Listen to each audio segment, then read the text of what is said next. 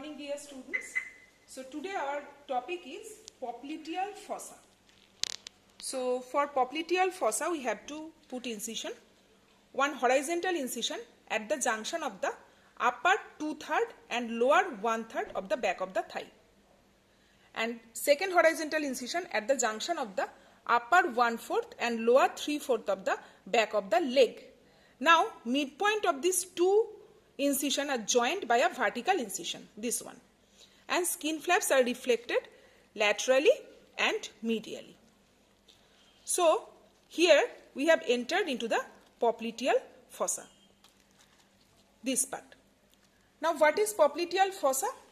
Popliteal fossa, this is a rhomboid shaped area. It is a rhomboid shaped area on the back of the knee joint, and it is formed by, the floor is formed by the popliteal surface of the femur, the back of the knee joint, and the popliteal surface of the tibia, and also by the oblique popliteal ligament. So this is forming the floor. Now what is the boundary? So in the boundary we have, as it is a rhomboid shaped area, so in the boundary we have one superomedial boundary, one superolateral boundary, one inferomedial boundary, and one inferolateral boundary. This is the left leg, so this is the medial side and this is the lateral side. So we have one superomedial boundary, one inferomedial boundary, one superolateral boundary, and one inferomedial boundary. Now superomedial boundary, it is formed by two muscles. One is semitendinosus, this one, and beneath that there is semimembranosus. So semitendinosus and semimembranosus, they are forming the superomedial boundary. Superolateral boundary, it is formed by the biceps femoris. This muscle is the biceps femoris. Now inferomedial boundary, this one, it is formed by the medial head of the gastrocnemius. Inferolateral boundary, this one, this is formed by the lateral head of the gastrocnemius, and along with lateral head of the gastrocnemius there is also a very small muscle with a very long tendon. This is the plantaris muscle. So inferomedially there is medial head of gastrocnemius, this one, inferolaterally lateral head of gastrocnemius with the plantaris. So this is a rhomboid shaped space at the back of the knee joint having this boundary. Now roof is formed by the skin, superficial fascia, deep fascia. Deep fascia over this region, that is known as the popliteal fascia, and this popliteal fascia is pierced by a vein. This is the small saphenous vein. So this is small saphenous vein. Now what are the contents? The contents are popliteal artery. So this is the popliteal artery. We can see this is the popliteal artery. Along with its branches, this is the popliteal vein along with its tributaries, the tibial nerve, and the common peroneal nerve.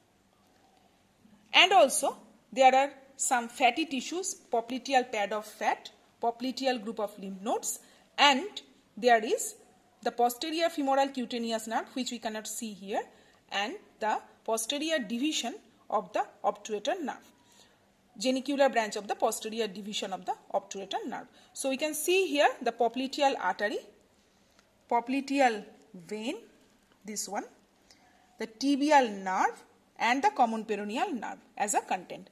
So popliteal artery, so which part we will call popliteal artery? So popliteal artery, it starts from the femoral artery, or it is a continuation of the femoral artery, and it, after crossing the fifth osso-aponeurotic opening in the insertion of the adductor magnus, it is known as the popliteal artery, and it is about 20 cm long, and on coming to the distal border of the popliteus, it is dividing into anterior tibial and the posterior tibial arteries, and it is giving here the muscular branches to the nearby muscles, cutaneous branches, and the genicular branches to the knee joint. There are 5 genicular branches, that is the superomedial, inferomedial, superolateral, inferolateral, and the middle genicular branches. So all are the genicular branches of the popliteal artery.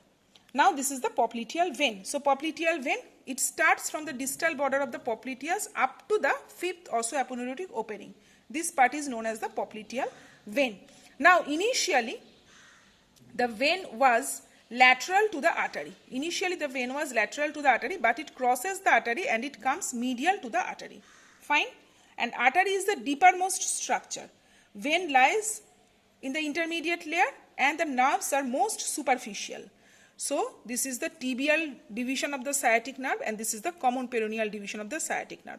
Now in the common peroneal nerve we can see here, this is the common peroneal nerve and this is actually the lateral cutaneous nerve of cuff.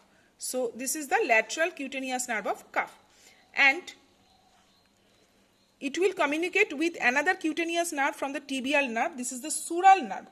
This is the sural nerve coming from the tibial nerve. It will communicate with the lateral cutaneous nerve of the cuff. And tibial nerve is giving here the muscular branches to all the muscles of this region. That is, it is giving the lateral head of gastrocnemius, medial head of gastrocnemius, plantaris, then the soleus, then the popliteus, and also the flexure group of muscles of the leg. So this is about tibial nerve and this is our common peroneal nerve. So the structures again we can identify. This is the popliteal artery, this is the popliteal vein, this is the tibial nerve, this is the common peroneal nerve dividing, common peroneal nerve going to the head of the fibula and then dividing into superficial and deep peroneal nerve. And this is the lateral nerve, superficial nerve or cutaneous nerve of the cuff. And this is the sural nerve. And these are the muscular branches from the tibial nerve to the nearby muscles and also there is some vascular branches. And this is the popliteal pad of fat, popliteal pad of fat. So this is all about the popliteal fossa. Thank you very much.